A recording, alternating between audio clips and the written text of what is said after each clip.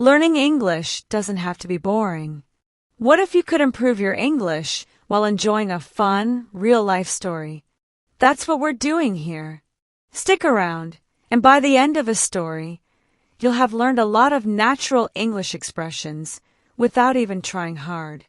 So hit that subscribe button, like the video, and let's jump into today's crazy story. It was a hot summer evening in Florida. The sun was slowly going down, painting the sky orange and pink. People were arriving at the stadium in Miami, excited to watch the big event. But this was not a normal sports game. No, this was something very different. The Miami team, known for their fast moves and sharp strategy, was preparing for an unexpected challenge. Their opponent, not a basketball team, not a football team, not even a local celebrity. Their opponent was someone nobody had seen in a stadium like this before. It was Donald Trump. Yes, that Donald Trump. The former president. The businessman. The man who never steps away from a challenge. Nobody knew why he had decided to come here and face the Miami team. Was it a publicity stunt? A political message? Or just Trump being Trump? Whatever the reason, people couldn't wait to see what would happen. Cameras were everywhere. Reporters kept shouting questions. The crowd was loud and confused, but one thing was clear. Everyone was excited. Trump walked into the arena wearing a red cap and a confident smile. He didn't look nervous at all. In fact, he looked like he was ready to win something, even though nobody knew what the actual competition was. The Miami team stood on the other side, calm and focused. They were not going to be distracted by the chaos. They had trained for moments like this. They had faced tough teams before. But this was something else. A voice came through the speakers. It was the announcer. Ladies and gentlemen, welcome to tonight's main event.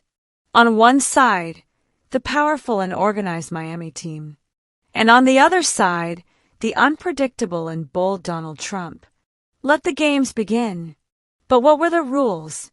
Nobody had explained. No scoreboard. No timer.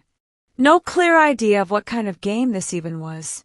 Some people thought it was a debate.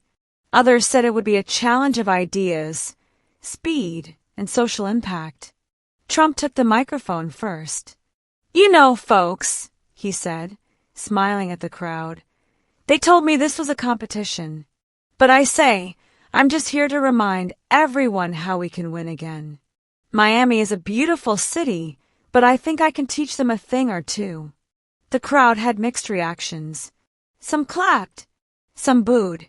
The Miami team didn't say a word.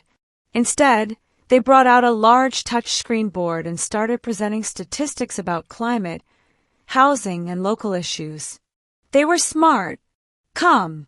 Direct. Trump laughed. "That's cute," he said.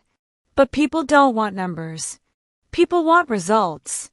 The Miami captain, a young woman named Carla, stepped forward. She spoke clearly and simply. "Results come from action, not just words. Let's talk about real solutions."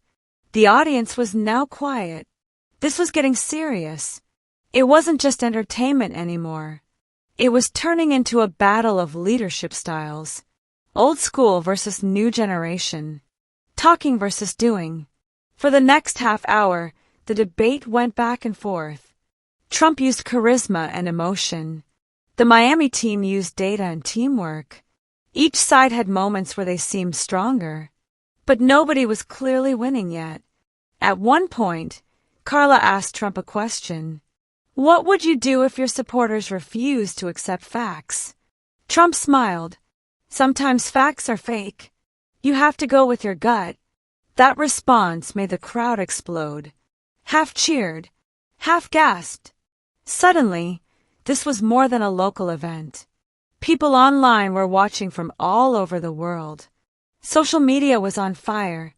Hashtags like #TrumpInMiami and #Miami Challenge were trending. Back in the stadium, the tension was rising. The announcer returned to the mic. Time for the final challenge. Each side must present one idea that could change Miami for the better. You have 5 minutes. Trump spoke first. He talked about building something huge. Let's build a brand new tech city, he said. Big, beautiful, and full of jobs. Right here in Miami. Some people loved the idea. Others were skeptical. Then Carla stepped up.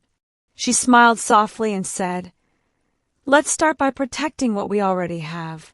Clean water, affordable homes, strong communities." It was a simple message, but it touched people.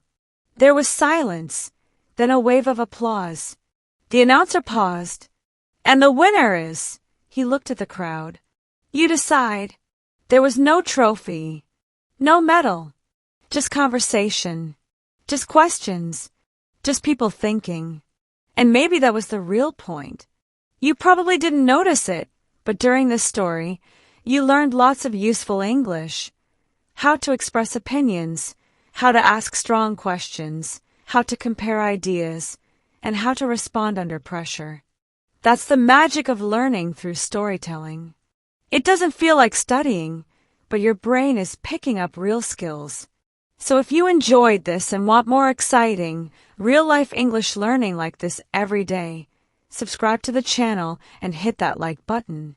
And tell us in the comments, who do you think made the better argument, Trump or the Miami team?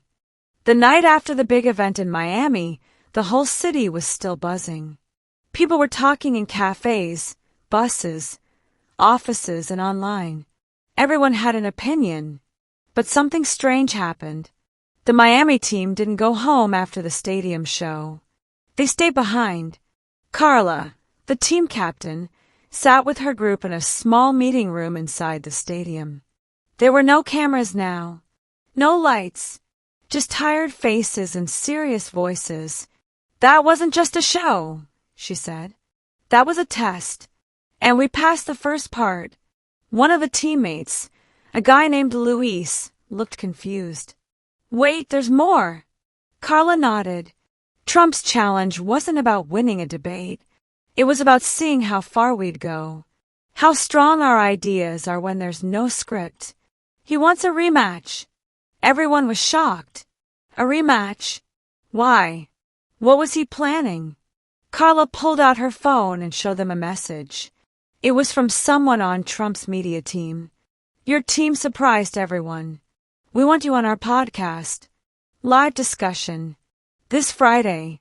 Be ready." Luis laughed nervously. "So now we're doing interviews with Trump? What is this? Some kind of reality show?" "No," Carla said seriously. "This is bigger than politics or fame. He's testing the next generation of leaders. That's us." While the team discussed their next steps, Trump was already talking to his advisors in a luxury hotel not far from the stadium. "I like them," he said. "Smart kids, but they need pressure. Let's see how they handle questions they didn't expect."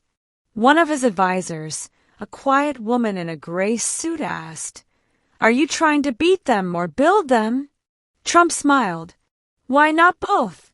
Meanwhile, the Miami team was training, not with sports, but with facts, stories, and strategy. They practiced how to handle misinformation, how to stay calm when interrupted, how to bring people back to real problems, not just loud opinions. They knew Trump was unpredictable. One moment he was joking. The next, he was making a serious point. His power wasn't just in what he said, but how he said it. And if they wanted to compete, they had to do more than just be right. They had to connect. By the time Friday came, both sides were ready. The studio was set up with 2 chairs for Trump and Carla. The rest of the Miami team sat nearby, ready to jump in. Microphones were tested. Cameras rolled. The stream went live. Trump began, as always, with a big smile and an even bigger opening line. People said the Miami kids were impressive. I agree. But today I'm going to find out if they can really lead or just sound smart. Carla responded with calm energy. Leadership isn't about showing off. It's about listening. It's about staying focused when the world is full of noise. Trump nodded. Good answer. But tell me this. What would you do if thousands of people refused to listen to your plan just because you're young? Carla took a breath. You don't need everyone to believe you. Just enough to make change. And when they see results, they'll follow. The conversation got deeper. Trump asked fast questions about business, education, even global issues. The Miami team kept their cool. They didn't win every point, but they showed balance, thoughtfulness, unity. Then Trump did something nobody expected. He leaned back in his chair and said, All right, you guys are good, better than most people I've debated. So here's the deal. I want to invite you to my next event. On stage, as guests. The studio went silent. Carla raised an eyebrow. Guests, not opponents. Guests, Trump repeated. We don't have to agree, but we can show the country what real discussion looks like. The stream exploded with comments. Some people loved it. Others said Trump was just using them for his brand. But the Miami team didn't care about noise. They cared about the opportunity. After the stream ended, Carla and the team walked out into the evening air. The city was quiet again, but they knew that wouldn't last. Luis looked at her and said, What now? Do we go? Carla smiled. We don't just go. We prepare like never before. Because this isn't about Trump anymore. It's about the message. The day had come. The stadium was full again. Bigger stage. Brighter lights. This time, it wasn't just Miami watching. It was the whole country, and even the world. People weren't here to see a sports match. They were here to see something rare, a real conversation between two generations with very different visions. On one side, Donald Trump, confident, experienced, bold. On the other, the Miami team, focused, calm, united. Carla stood backstage, looking out at the crowd. She could feel the energy, the noise, the expectation. Luis walked up beside her and handed her a small note. It's from my little sister, he said. She wrote, Make us proud, not loud. Carla smiled and tucked the note into her pocket. That's exactly the plan. Meanwhile, Trump was getting ready too. He adjusted his tie and looked into the mirror. I don't need to win this, he told himself quietly. I just need to show them who I am, and let them show who they are. The announcer's voice filled the stadium.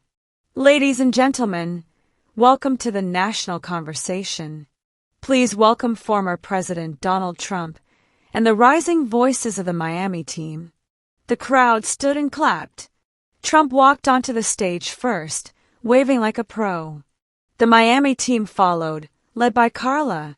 No fancy clothes, no big entrance, just purpose. They all sat in a circle. No podium, no fancy desks, just chairs, microphones, and ideas. The moderator began. Tonight, there will be no timers, no buzzer sounds, and no interruptions. Just a simple question to start. What's your biggest fear for the future of this country? Trump went first. My biggest fear is weakness. Weak borders. Weak economy. Weak leadership. If we don't stay strong, we fall. Then Carla spoke. My fear is disconnection. People shouting but not listening.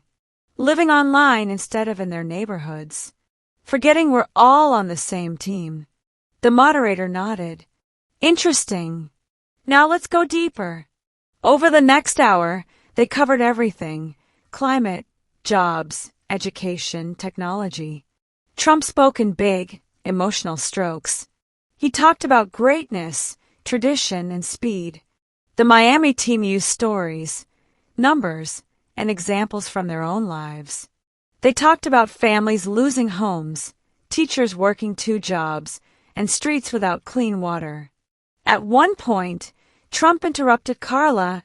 not to challenge her, but to agree. You know, I didn't think I'd say this, but she's right about education, he said. We're not preparing kids for the real world anymore. Carla looked surprised. Thank you. And maybe we can agree that fixing it takes more than just money. It takes community. The crowd was shocked. This wasn't a fight. It was a moment. Of course, not everything was smooth. At one point, Louise called out Trump for ignoring certain communities during his presidency. Trump fired back. The energy shifted. Voices got louder. But then Carla jumped in, her voice steady. Let's not waste this chance, she said. Millions of people are watching, hoping we don't turn this into just another argument. The room calmed down again. As the night came to a close, the moderator asked one final question. If you had just one message to give the next generation, what would it be? Trump looked out into the crowd. Be brave, say what others won't, and never let anyone tell you you're too loud to lead. Then Carla spoke. Be curious. Ask why. Ask how. And don't be afraid to build something better, even if you have to start small. The crowd stood and clapped again, not just because someone had won, but because something rare had happened. Real people had listened to each other. After the event, the Miami team stayed behind again. Not because they had to, but because they wanted to talk to the people. Teenagers, parents, teachers, veterans.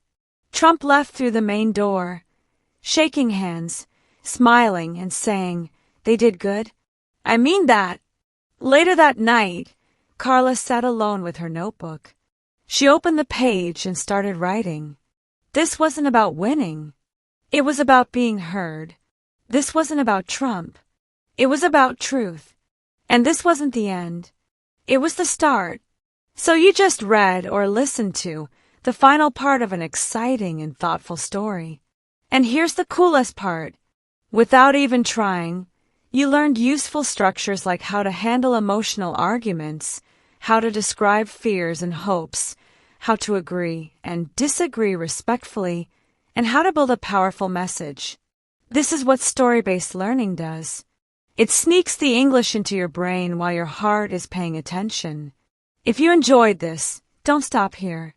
We have new stories like this every single day to help you level up your English with real language from real situations. So do these 3 things. Subscribe to the channel. Hit that like button so we know you want more.